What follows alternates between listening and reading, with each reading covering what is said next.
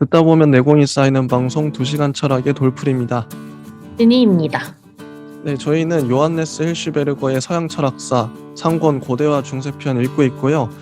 제2편 중세철학, 제2장 스콜라 철학의 토마스 아퀴나스를 같이 공부하고 있습니다. 지난 시간까지 토마스 아퀴나스의 존재에 대해서 공부를 했었는데요. 이번 시간에도 이어서 존재를 나머지 부분들을 한번 보도록 하겠습니다. 630쪽이고요. 제가 바로 읽어볼게요. 창조된 존재와 창조되지 않은 존재의 구별은 스콜라 철학에 있어서 기본적인 것인데 토마스는 이 구별을 아리스토텔레스로부터가 아니라 아비켄나로부터 받아들인다. 그런데 아비켄나의 학설은 본질과 존재를 구별한다. 신은 순수한 현실태이고 피조물들은 현실성과 가능성이 혼합된 것이라고 한 것은 바로 위에서 본 바와 같다. 그런데 이젠 신은 존재이나 피조물은 존재를 갖는다. 라는 구절이 나오는데요.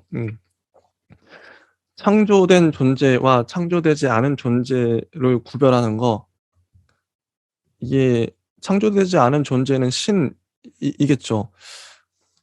창조된 존재는 피조물일 것이고, 그래서 신과 피조물을 구별하는데 신은 순수한 현실태, 신은 원래 있는 거니까요. 그래서 현실입니다. 지금 우리가 말하는 현실과 가능하고 또 달라요, 뜻이 여기서는. 현실태는 원래부터 있는 현실적인, 그래서 신이 현실태고 피조물들은 현실성과 가능성이 혼합된 것이라고 합니다. 근데 신은 존재이나 피조물은 존재를 갖는다고 하는데 혹시 이 문장이 진희님은 좀 이해가 가시나요? 신이 존재라는 거 알겠는데 피조물이 존재를 갖는다. 이게 과연 무슨 뜻일까요? 이제 아리스토텔레스의 인용이라든지 아니면은 이제 아퀴나스까지도 그들의 목소리를 빌려서 우리 토마스 아퀴나스가 아우구스티누스랑 아리스토텔레스 두 사람의 목소리를 빌려서 자신의 견해를 이야기하고 있는 중입니다. 지난 시간부터 계속. 근데 드디어 존재에 입각해서 이야기를 하고 있는 부분이 이제 살짝 들어가기 시작하고요. 본격적으로 존재에 대한 내용은 아마 우리가 이후 시간에 더 하게 될 텐데 여기 안에서 추출해야 될 부분은 신의 뭐 영원성이라든지 아니면 이제 중세기에 당연히 공유하고 있었던 그 그리스도교의 이야기 맥락 개념들이 당연히 있겠지만 시대적으로 봤을 때는 이게 좀 천천히 이야기를 할 필요가 있긴 해요. 지금 당장에 정리해버리면 뒤에 있는 내용이 되게, 뭐랄까, 쉽게 도식화하고 끝내버릴 수 있을 법한 그런 내용으로 쉽게, 이거 이렇게 쉬운데 왜 이렇게 어렵게 써놔서 이렇게 이해할 수 있는, 우구를 범할 수 있는 그런 지점이 있기 때문에 좀 조심스럽긴 하나, 시대적으로 토마스 아퀴나스의 이제 이 사람까지 오게 되면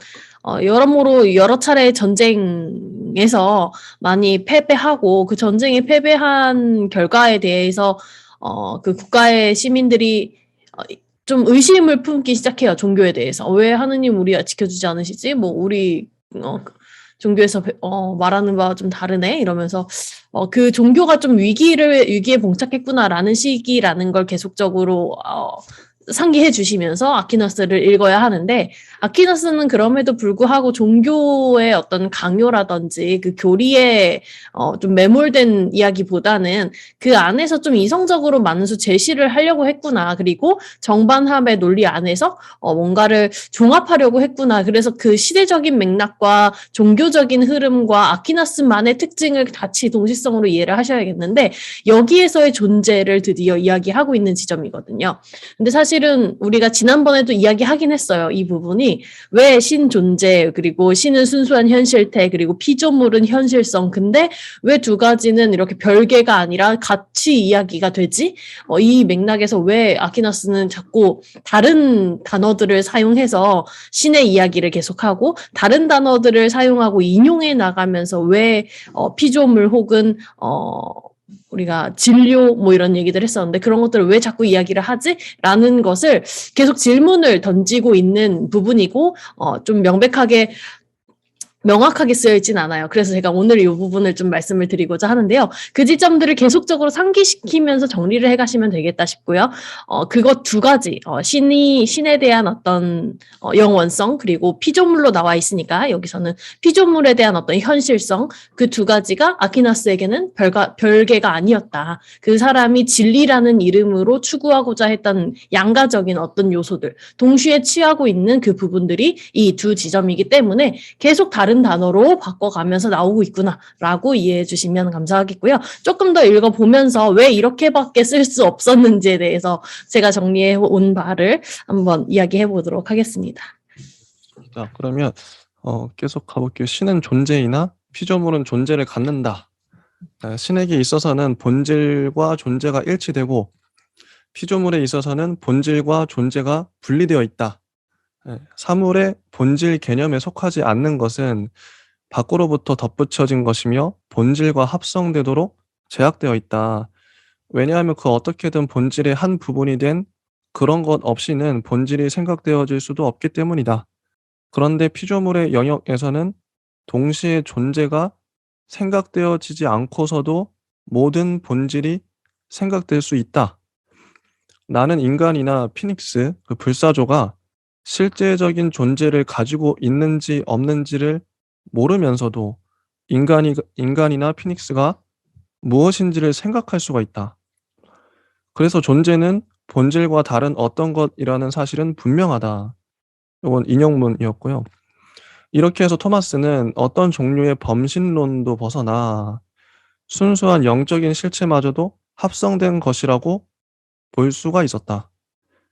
즉 그는 정신적인 존재도 진료와 형상으로 이룩되어 있다고 하는 아벤케브롤의 학설을 부정하고 오직 물체적인 실체들만이 이 두 가지가 합성된 것이라고 보았다. 이와 반대로 정신적인 실체들은 순수한 형상이며 따라서 토마스에 의하면 천사들은 서로 종적으로 구별되지 수적으로 구별되지 않는다. 그러나 영적인 존재에게도 본질과 존재의 합성은 있다.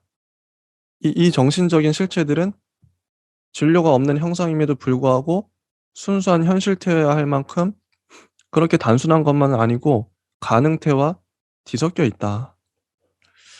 형상이 진료 안에 들어있지 않다고 하더라도 형상과 실제 그 자체 사이의 관계는 역시 현실태에 대한 가능태라는 뜻은 지니고 있다. 뭐 계속 볼게요. 토마스는 본질과 존재의 구별을 실제적인 구별이라고 보았고 오직 일종의 개념적인 구별에 지나지 않는 것이라고는 이해하지 않았다. 그러나 적어도 인문학부의 대표자들은 모두 이렇게 파악했는데 이들은 아리스토텔레스와 아베로에스를 끌어들여 실제적인 구별을 부인했었다. 그리고 쫙 나와요. 근데 이게 진짜 이 책이 읽으면서도 이렇게 왜 이게 이 문장들의 뜻을 우리가 유추를 해내야 되는데 그게 어려워요. 그래서 어쩌라고 이런 말들이 나올 수밖에 없는데 제 나름 이제 이거를 해석해 본 바를 좀 말씀을 드리면 본질과 존재를 구분하고 있어요. 이 책만 보면 본질과 존재를 구분하고 있고 진료와 형상을 구분하고 있어요. 근데 여기서 끝나면 아무 말도 안 하는 거죠. 근데 그렇다면 왜 구분하는가? 이런 질문이 자연스럽게 나오죠. 본질 가운데 보면 범신론 때문에 그런 것 같아요. 자 보시면 그래서 존재는 본질과 다른 어떤 것이라는 사실은 분명하다. 이렇게 해서 토마스는 어떤 종류의 범신론도 벗어나 순수한 영적인 실체마저도 합성된 것이라고 볼 수가 있었다. 그러니까 이 책의 맥락으로만 보자면 본질과 존재를 왜 구분했는가? 범신론을 벗어나기 위해서 구분한 거예요. 물론 이게 다가 아니겠지만 요 맥락상 그렇다는 거죠. 그러니까 범신론이라는 걸 따져보면 그러니까 신이 만물의 그러니까 만물이 신이고 신이 만물인 거잖아요. 본질과 존재가 일치하는 거죠. 이렇게 돼 버리면 기독교에서 말하는 그 신하고 달라져 버려요. 그래서 자신들의 신앙이 흔들려 버리죠. 요런 사태 그러니까 범신론에 대한 어 상당한 뭐랄까 반감이 있는데 기독교인들은 아퀴나스는 이거를 어떻게든 좀 이단으로 치우치지 않기 위해서 범신론을 타파해야 됐고 그러다 보니까 본질과 존재를 아까 말했죠. 신은 존재이나 피조물은 존재를 갖는다. 신 여기 보면은 신은 본질이자 존재예요. 하지만 피조물은 본질과 존재가 일치하질 않아요. 떨어져 있어요. 아까 피닉스 사례가 나왔죠. 우리가 불사조의 본질은 생각할 수 있지만 그 불사조 자체는 존재하지는 않잖아요. 그러니까 본질은 있지만 존재하지 않는 피조물들도 있다는 거죠. 그리고 신은 형상인데 피조물은 형상과 진료가 합쳐진 거예요. 그리고 신은 현실태인데 피조물은 현실태와 가능태가 합쳐진 거죠.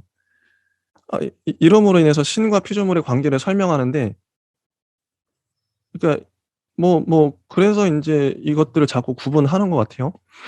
피조물들이 얼마나 불완전한 존재인지가 이런 구분을 통해서 드러나고 신이 얼마나 완전한 존재인지가 또 이런 구분을 통해 드러나죠. 이건 제가 인제 해석한 거고요.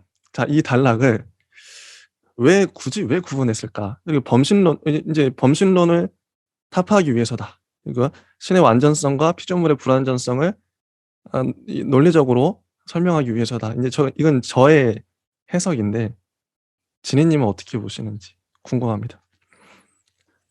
저는 반은 맞고 반은 제 생각과 좀 다른데요.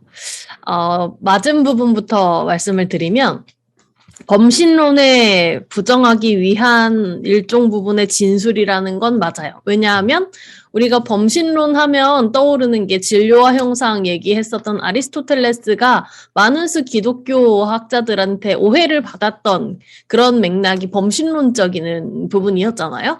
그래서 아리스토텔레스의 저작들이 많은 수 금서가 또 됐어요. 그래서 그 당시 우리 중세 초기에 한번 교부 철학했던 거 생각해 보시면 그 당시 아리스토텔레스 못 읽게 했고 아우구스티누스가 또 많은 수 선을 딱 그어서 구분을 해 놓았죠. 그런데 이러한 논지나 논리 전개 방식이 신의 초월성을 극단적으로 보여주거나 주장하기 위함이 아니라 토마스 아퀴나스는 아리스토텔레스를 많은 수 또 인용을 하죠. 자신의 목소리의 대다수가 아리스토텔레스이고요. 아퀴나스의 신학대전에서 신증명 5가지 쭉 가지고 오는 게 사실은 아리스토텔레스가 말했던 그 우주를 설명하는 방식을 그대로 변용한 것인데 그럴 만큼 여기서 2가지를 읽어낼 수 있을 것 같아요. 첫 번째는 아까 시대정신과 더불어서 그 시대가 중세 한강운돼서 시대적인 위기를 맞이한 그런 중세의 한 시기였다. 그래서 기독교가 자기 증명으로서 스스로 종교에 대한 어떤 정당성 이런 것들을 찾아가야 하는 과정이었는데 그 과정에서 또 공교롭게도 우리가 중간에 새로운 문화권에 대한 철학들도 삽입이 되어 있었죠. 이슬람 문화권에 대한 철학이라든지 아랍 문화 이렇게 나왔었는데 그런 신문물에 대한 접촉으로 사람들이 당시는 이제 유럽보다 그 다른 이세계들이 우리가 이세계라고 말하는 그 이세계들이 조금 더 진보적인 어떤 사상과 철학적인 부분에서도 좀 발전적인 요소들을 많은 수 내포하고 있었다고 했고요. 실제로 그 당시 이제 과학적이라고 여길 수 있는 그런 기술들에서도 훨씬 앞섰다고 해요. 그래서 그런 신문물들과의 접촉, 믿고 있었던 종교에 대한 어떤 신뢰도 상실, 전쟁은 계속 엄청났죠. 계속 연달아 이어지는데 거기에서는 계속 패배하고 있고 패배한 그 오늘날 요즘 또 전쟁이 한창이죠. 음. 그 전쟁에서 언제나 항상 손해보는 건 민중들이죠. 민중들의 삶은 언제나 항상 고달픕니다. 그런데 거기에서 종교 뭐 이런 이야기 옛날 교부 철학 일대처럼 그렇게 해봤자 그다지 효과가 없는 거예요. 그리고 아퀴나스 역시도 스스로 본인이 그런 식으로 설파하는 캐릭터가 아니었던 거죠. 그래서 이 맥락에서의 범신론, 아리스토텔레스를 왜 가지고 왔는가 하는 여러 가지 정당성을 유추해 볼 수 있는데요. 그 중에 하나는 기독교적으로 어떤 이렇게 정치적인, 문화적인 혹은 뭐 이념적인 어떤 위기에 봉착했던 시기였기 때문에 아리스토텔레스를 공공연하게 연구할 수 있을 법, 금서임에도 불구하고 연구할 수 있을 법한 어떤 기반이 약간 팽배해 있었고요. 그래서 이거 좋겠다 해서 가지고 와서 아리스토텔레스를 약간씩 변형을 해서 논리를 전개를 시키는데 그 논리가 공교롭게도 딱 종교를 의심하던 찰나에 인간 이성이 이제 꿈틀꿈틀 깨어나려고 하던 그 시기에 딱 맞아떨어진 거죠. 그 방법론이. 그래서 토마스 아퀴나스 역시도 본인 캐릭터로서 종합하고 체계적으로 설명해 나가고 이런 탐구하는 그런 성향을 가지고 있었는데 그런 성향이 인간 이성에 대한 신뢰랑 맞물려서 토마스 아퀴나스가 정반 합으로서 종합하기에 딱 좋은 그런 시대였다고 생각을 합니다. 그래서 종교적으로는 인간 이성과 더불어서 같이 풀어나갈 수 있는 그런 타이밍 좋은 시절이 열렸던 것이고 인간 이성에 대한 신뢰는 당연히 인간 이성 매우 훌륭하고 좋고 뭐 그런 얘기들 계속 뒤에 가면 나올 텐데 그런 인간의 본질, 존재는 사실 신과 밀접하다라는 식으로 이해가 또 한번 가능했기 때문에 범신론에 대한 비판을 자연스럽게 소거시키면서 동시에 취할 수 있는 그런 맥락이 사실은 읽힌다고 생각을 했습니다.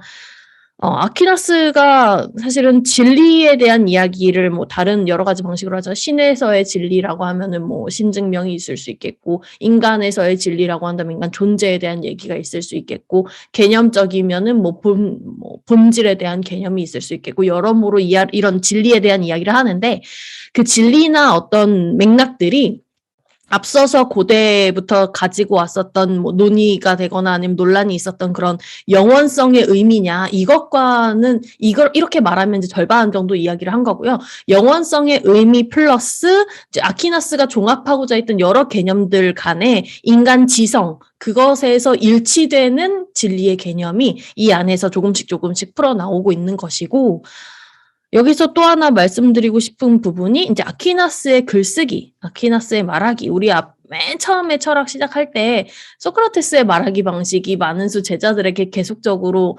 유산으로서 물려 내려가면서 그만의 효과와 어떤 의미들을 읽어낼 수 있었다 이런 얘기들을 계속적으로 해왔는데요. 아퀴나스만의 이야기도 있습니다. 그래서 지금부터 읽어 나갈 다음 챕터에서는 방금 이제 시대적인 여러 종교적인 위기와 더불어서 인간 이성을 취하게 된 아퀴나스의 생각들과 더불어서 아퀴나스는 과연 어떻게 말하고 있는가 지금 한 절반 정도 읽었는데 아퀴나스의 글쓰기는 과연 어떠했는가 등등에 대해서 고민해 보시면서 또 정리를 해보면 되겠습니다. 631쪽 아래 문단을 읽어볼게요. 토마스는 아리스토텔레스와 더불어 인과관계를 아리스토텔레스의 4가지 원리, 즉 진료 형상, 운동의 발상지, 목적이라고 하는 보다 넓은 뜻으로 이해한다.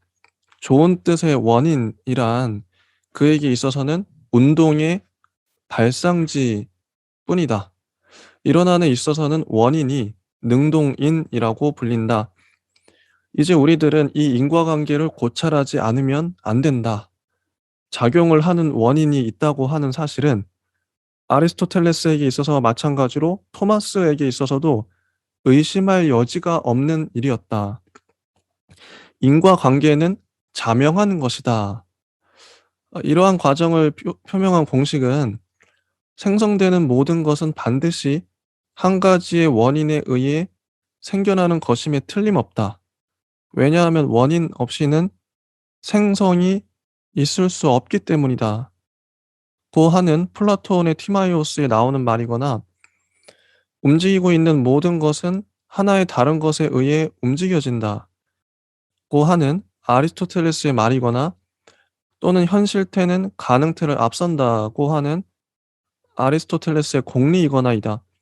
인과 명제는 증명될 수 없는 것이며 예컨대 신학대전 또는 철학대전 등에서 증명하려고 애쓰는 것 같아 보이나 여기서도 증명은 되지 못한다. 이 인과 명제는 항상 전제되는 것일 뿐이다. 토마스의 농동인의 본질에는 기계적인 충돌이 속한다. 그래서 물체의 운동이 시작되기 위해서는 접촉, 건드림이 필요하다. 이런 사실은 운동 원인에 관한 아리스토텔레스의 견해와 일치한다. 그는 이 견해로서 플라톤의 관념론에 반대하고 소위 그의 실제적인 것을 긍정하려고 했다. 그럼에도 불구하고 이 능동이는 존재의 기계적인 인과관계가 아니라 아래에서 보게 될 인과의 여러 근본 명제들에서 밝혀질 바와 같이 그 이상의 것이다.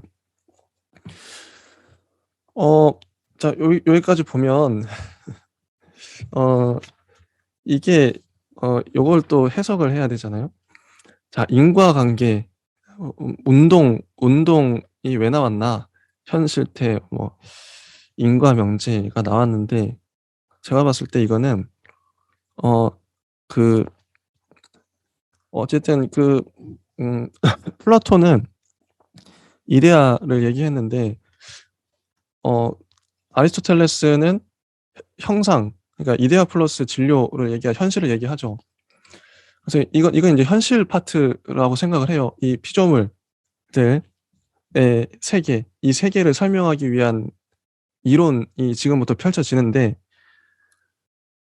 세계는 인과관계로 이루어져 있죠. 근데 이거 인간은 자명한 것이고 증명될 수가 없대요. 전제로 깔리는 거예요. 인과는 어 그냥 그냥 증명이 불가하다. 인간은 그냥 야 보면 알지 않냐 이런 느낌. 증명될 수가 없어. 어쨌든 원인이 있으니까 결과가 있겠지. 이런 뉘앙스로 보여지고 이게 물체의 운동을 설명하기 위해서 이런 것들을 막 이제 물체의 운동 그리고 생성 원인 없이는 생성이 있을 수 없다. 이거 되게 중요하죠. 현실 세계를 설명하는 데 있어서 운동과 원인과 생성, 인과 실제적인 것을 긍정하려고 했다. 요 파트의 의미는 그런 것 같아요. 제가 봤을 때. 지니님은 어떻게 보시나요? 네, 저도 유사하게 읽었고요.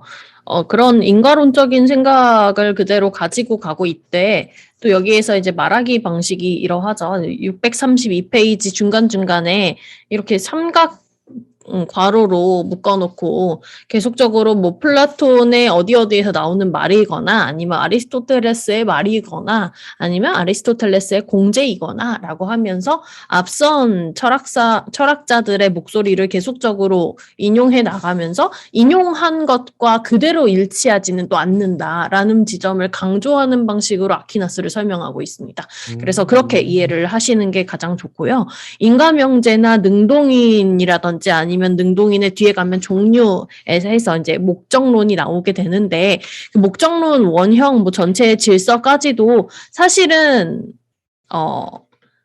토마스 아퀴나스가 말하는 건 이거야라고 쉽게 말할 수는 있어요. 그런데 그 맥락 안에 담겨 있는 앞선 사상가들의 논의와 얼마만큼 일치하고 얼마만큼 달라지는지를 이런 방식으로밖에 서술을 할 수 없어서 힐시베르거도 아마 이렇게 가지고 온 것 같습니다. 그래서 읽어 나가시면서 이런 내용들이 아리스토텔레스와 이렇게 똑같이 일치하고 뭐 우리가 읽어 나가면서 또 찾아볼 수 있는 게 뭐 당시 우리 기독교 철학 처음에 시작할 때 중세 철학 처음에 시작할 때 뭐 분유론 뭐 이런 거 나왔었어요. 신으로부터 계속적으로 나오는. 근데 그 분유론을 이해함에 있어서도 신플라톤적으로 이해를 하느냐 아니면 단절로서 아우구스티누스처럼 말을 하느냐가 조금 다른 그런 의미적인 차이가 있었는데 아퀴나스는 자신만의 어떤 고유한 논리를 정립한다기보다는 이런 식으로 이야기를 했던 거죠. 그래서 쭉 따라가시면서 기억이 안 날 수도 있어요. 물론. 그래서 맞다 이런 게 있었구나라고 정리를 해 나가시는 것이 가장 좋은 읽기 방법일 것 같습니다. 이런 책들을 우리가 이제 서양의 현대 책들을 봐도 이런 식으로 글 쓰는 사람도 은근히 많아요. 인용문을 다 가져와서 한쪽에 무수히 많은 인용문들을 누군 이렇게 말했는데 하면서 뭐 명언 같은 것들을 나열하면서 쓰는 방식 너무 많죠. 현대에도 이런 사람 진짜 많죠. 자, 작용은 근데 이런 게요 좀 은근히 효과적인 게 권위를 등에 업고 아리스토텔레스를 가져오면 마치 이제 아리스토텔레스가 그걸 얘기를 했으니까 권위가 엄청나 그 아우라가 혹하게 되는데 자, 작용은 존재를 따른다. 작용은 기체에 속한다. 작용의 양식은 존재의 양식을 따른다. 이게 다 인용문이에요. 모든 존재자는 스스로와 비슷하게 작용한다. 어떤 것도 스스로의 종을 넘어서서 작용하지 못한다. 작용을 하고 있는 모든 것은 그 실제의 척도에 따라 활동한다. 인간은 인간을 낳고 불은 불을 낳는다고 하는 등등의 공리들을 들을 때 지금 읽었던 공리들 당장 알 수 있게 되는 것은 어떻게 해서 본질 안에 있는 모든 활동이 형성되는 것이며 활동이 형성되는 것, 그 존재를 넘겨주는 것, 그 실체가 스스로를 표현하는 것인가를 알 수 있다는 거죠. 이런 공리를 통해서. 그래서 존재, 기체, 존재, 양식, 스스로의 종, 현실의 척도 이렇게 나오죠. 그리고 형상 원리가 이렇게도 강조된 결과 보나벤투라와 알베르투스가 생각했던 것처럼 진료가 모든 물체적인 것의 동력학 내에서 그 발화력을 이끌어내는 것이 아니며 진료가 중심이 아니에요. 토마스는 오히려 형상을 진료 안에 이끌어들이게 한다. 형상이요. 토마스는 아리스토텔레스와 더불어 능동인이 형상인에 뿌리박고 있다고 본다. 그리고 이런 점에서 아리스토텔레스로 하여금 능동인과 형상인을 동일시하게한 플라톤주의가 아직도 토마스에게 영향을 미치고 있는 것이다. 또 우리들이 토마스가 위 디오니시우스를 통하여 원인은 결과를 우월한 방법으로 내포하고 있기 때문에 원인은 항상 결과보다 나은 것이고 원인이 강조되죠. 결과에 비해서 결과보다 더 많은 존재를 원인 내포하고 있고 따라서 최고의 원인인 이게요. 신학자들은 정말 이게 해석하기 정말 좋은 게 위계상 이 모든 원리들 앞에 신을 그냥 붙이면 돼요. 그러니까 신이 신은 원인이잖아요. 결과라기보다는. 결과는 피조물이라고도 할 수 있을 것 같은데 그러니까 원인을 강조하다 보니 당연히 아퀴나스도 원인인 신에게 모든 것이 다 내포되어 있다. 원인의 방점을 찍힐 수밖에 없었겠죠. 최고의 원인인 신. 그래서 읽기가 쉬워요. 좀 그 생각을. 이런 플로티노스의 견해를 받아들이고 있다는 사실을 생각한다면 토마스의 인과 원리에 있어서는 플라톤주의와 아리스토텔레스의 주의가 공통적인 분모를 가지고 있다는 것은 분명한 일이다. 이렇게 나왔어요. 자, 원인과 결과를 비교했을 때 원인의 방점이 찍혔고 형상과 진료를 봤을 때 형상의 방점이 찍혔죠. 근데 형상이 신이고 원인이 신이기 때문에 당연히 이게 어떤 게 우월한지는 여기 나와 있는 대로 이해가 됩니다. 진희님은 어떻게 보셨나요? 이 뒤에 당연히 목적론으로 이어지게 되고요. 그 목적론으로 이어지면서 우리가 다음 챕터인 신과 신증명 그리고 존재까지 자연스럽게 그 하나의 맥락을 형성합니다. 그래서 그 부분들을 그냥 쭉 지금처럼 읽어가시면 되겠고 그래도 조금 주목해서 읽어봤으면 좋겠다라고 하는 건 중간중간에 나와 있는 인용문들로 우리가 앞서서 공부했던 내용들을 계속 상기시켜주고 있어요. 그래서 그 부분들이 만약에 기억이 안 나시는 분들이 계시면 돌아가서 보시거나 아니면 메모를 한 번씩 더 해보시면서 기억을 해 놓으시면 토마스 아퀴나스의 이제 우리가 존재에 대한 영혼에 대한 내용들 얘기할 때 조금 많이 도움이 되지 않을까 싶습니다. 나머지 부분들을 제가 한번 쫙 읽어볼게요. 네. 토마스는 능동인들을 여러 가지 종류로 나눌 줄 알고 있었다. 예컨대 본래적인 원인과 우연적 원인이 있다. 본래적인 원인의 특징은 이 원인이 그 목적을 직접적으로 지향한다는 것과 결과가 그 원인과 일정하게 닮았다는 것과 그리고 원인이 확고한 질서 속에서 결과의 방향으로 전개된다고 하는 것 등이다. 이런 원인은 원래부터 있었죠. 그 전에 철학자들도 주장했었고, 여기서 특이점은 우연적 원인. 우연적 원인에는 이런 세 가지 계기가 갖춰져 있질 않다. 또 한 가지 중요한 구별은 제1원인과 제2차적인 원인들을 구별하는 것이다. 제1원인은 신이다. 제1원인이 신. 신이 모든 사물들에게 존재와 활동을 부여하는 한 모든 근원적인 원인은 신에게 의존하고 있다. 제1원인의 힘 밖에서는 아무것도 작동하지 못한다. 이때 제1원인이 2차적인 원인의 작용 하나하나에 영향을 미치는가, 또는 사물들로 하여금 필연적으로 활동하게 하는 사물들의 형상들이 신에 의해 만들어졌다고 하는 것만을 토마스가 신의 협력이라고 보았느냐 하는 것은 이걸 해석하는 사람들 사이에 많은 논란을 일으키고 있다고 해요. 확실한 것은 토마스가 2차적인 원인에도 독자적인 인과관계가 있다는 것을 인정했다는 사실이에요. 재밌죠? 이게 신학자라 그러면 제1원인을 당연히 방점을 둘 수밖에 없는데 2차적 원인에도 독자적인 그 나름대로의 인과관계가 있다는 거를 인정했어요. 이게 인제 중요하다고 봅니다. 자, 아까 우연적 원인 나왔죠. 당연히 신학자라면 본래적인 원인만 얘기해도 될 텐데 우연적 원인을 얘기하고, 자, 2차적인 원인도 얘기를 했어요. 이게 좀 중요하다고 보고, 스스로 있는 실체 외에 설사 의타적인 존재자이긴 하더라도 참된 실체인 다른 여러 실체들이 있다는 것을 인정하는 사실. 그러니까 예외적인 것들, 또 이게 인제 지금 말했던 요 문단은 과학의 씨앗을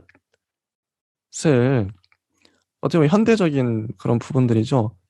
그런 게 여기서 보인다. 꼭 볼 수 있을 것 같아요.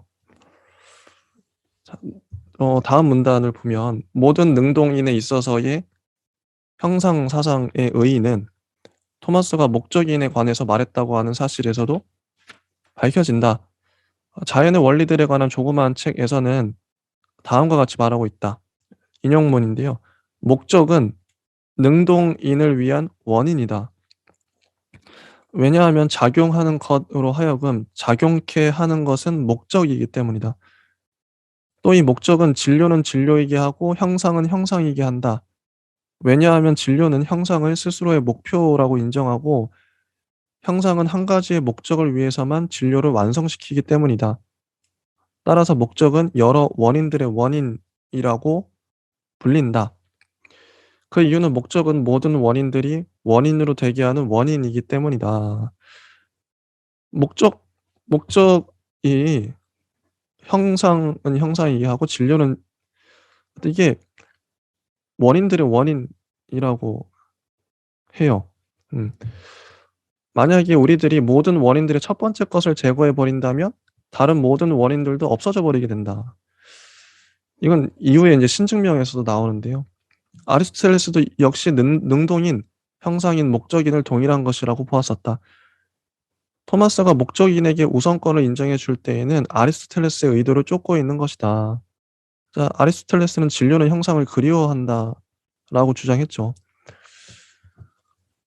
또 635 쪽을 넘어가서 토마스의 실체 형상의 형이상하기에 있어서의 목적론도 어 이런 관점에서 이해되지 않으면 안 된다. 마치 착한 가장이 한 지붕 밑에 사는 모든 사람들에게 질서를 부여하는 것처럼 인제 신이 만물을 지배한다고 말해지거나 또는 뭐 이런 것들이 인용될지라도 이게 덧붙여진 신학적 설명이지 "철학적 기원은 아니다."라는 얘기가 나오고, "참된 철학적인 기원은 보다 더 옛날의 것이며 고대의 형상 사상 안에 그 뿌리를 받고 있다." 뭐 이런 얘기가 나오고요.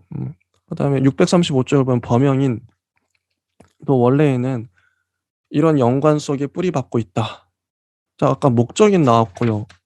범영인, 뭐 능동인, 그러니까 인이라는 건 원인이겠죠. 능동인, 범용인 뭐 이렇게 원인들에 대해서 서술을 하고 있어요. 범용인도 원래는 이런 연관 속에 뿌리박고 있다. 목적은 본보기다. 예술가는 이 본보기를 보고 창작을 한다. 따라서 그 본보기가 그의 손으로 만들어진 작품에다 존재와 생성을 부여한다. 플라톤의 티마이오스에서 신적인 세계 창조자는 이러한 원형을 보면서 창조를 하고 있다. 그죠? 먼저 원형이 머릿속에 있고 그 원형을 보면서 창조를 하죠. 토마스도 세계가 꼭 이와 같은 방법으로 생겨난다고 생각하고 있다. 그래서 형상이 진료보다 먼저인 거예요. 머릿속에 형상이 있잖아요. 신이 세계를 창조할 때 형상을 갖고 진료를 뒤져버리니까 토마스에게 있어서도 창조주의 작업은 항상 목수의 작업에 따라 설명된다. 그래서 목적인은 항상 동시에 범영인이며 그리고 이 목적인들은 아우구스티누스의 선례에 따라 신의 정신 속에 있는 영원한 이데아에서 찾아진다. 우리는 신적인 존재에서 모든 현실과 모든 형상이 드러나 있는 것을 보게 되며 따라서 세계 전체가 신의 모상인 것이다.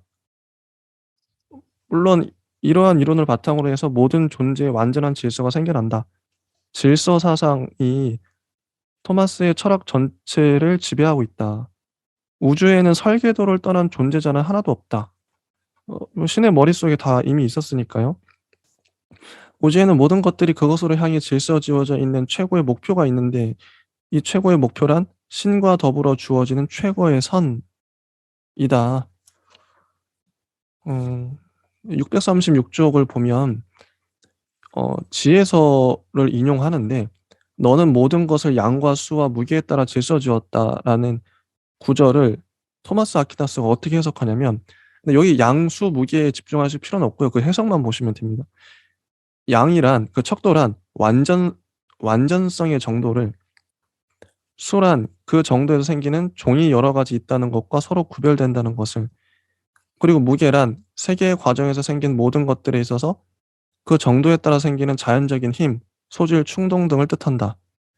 이렇게 해서 우리는 존재와 생성에 관한 완전한 목적론을 보게 된다. 이게 이제 아퀴나스의 생각이었고요. 여기 아래 보면 이게 목적론에 대한 평가가 현대적인 태도는 뭐 무질서를 전제로 한 다음에 그 빠짐없이 더듬어 올라가서 질서 지우는 그런 방식인데 요런 태도가 아니라 일종의 선천적인 형상학의 바탕 위에서 성립된다고 해요. 이 형상학은 형상과 형상들의 연관 그리고 목표와 경향, 방향을 우선 직접적으로 만드는 사람의 설계와 작업 속에서 보고 그 다음에는 이 기술적인 사고 형식을 세계 전체에 적용함으로써 위에서 말한 것을 세계 안에서 볼 수 있다. 이게 이제 토마스 아퀴나스의 우주론이라고 할 수 있겠죠. 선천적인 형상이 먼저 있었다. 형상학은 원인론과 가치론으로 된다. 우리는 플라톤의 변증법, 아리스토텔레스의 형상설, 신플라톤 학파의 유출설, 아우구스티누스의 영원법에 관한 가르침 및 아레오파기타의 존재 위계론 등에서 이 선천적인 형상학에 마주하게 된다. 긴 사상사의 길 위에 가로놓여 있는 이 모든 정거장들은 토마스의 목적론으로 몰려들어 하나의 포괄적인 종합을 이루게 되었다. 이게 끝이에요. 자, 그렇게 됐다고 합니다. 진희님 혹시 뭐 좀 마지막으로 하실 말씀 있으시면 해주세요. 네, 지금까지 앞서 말씀드린 것처럼 아퀴나스가 많은 수 차용하고 영향을 받고 인용하고 자신의 변론으로서 삼았던 그런 이론들이 종합이 되어 있구나라고 느끼시면 되겠고요. 이런 것을 한 가지 더 독자의 관점에서 본다면 오늘날 독자의 관점에서는 당연히 그렇구나 하고 넘어가겠지만 이 당시 독자에게는 매우 되게 중요한 지점이었을 거예요. 왜냐하면 자기가 믿고 믿어 의심치 않았던 부분에 대해서 많은 수 질문이 계속 들고 질문에 준하는 어떤 의심 같은 것들이 계속 떠오르는 그런 시대였기 때문에 토마스 아퀴나스의 이런 이론적인 체계는 다분 탐구나 학문적인 영역에서 되게 큰 공을 세웠을 수 있지만 이런 맥락의 이야기들이 내용적인 측면에서는 그 당시 민중들에겐 일종의 명쾌한 답변같이 느껴질 수 있거든요. 그래서 사람들이 교회에 많은 수 질문을 하던 그런 때에 시의적절하게 그것을 열어두고 종합을 시도했다라는 점에서는 되게 당시 관점에서 매우 선구자적인 그런 아퀴나스의 모습으로 읽어낼 수도 있는 거죠. 그래서 이 사람은 지금 자신의 주장이나 어떤 교리로서 설파하는 위치에 있는 것이 아니라 당시 많은 수 의심을 가지고 있었던 바에 대한 질문에 대한 답변, 그런 위치에서 이 사람이 이런 내용들을 전개시켜 나갔겠구나라고 또 하나 더 얹어서 읽어 나가시면 우리 다음 시간에 할 이제 챕터 신 있죠. 신 부분이 생각보다 더 재밌게 느껴질 수도 있습니다. 변론처럼 느껴질 거예요. 네, 좋습니다. 여기까지 하겠습니다. 예, 감사합니다. 감사합니다.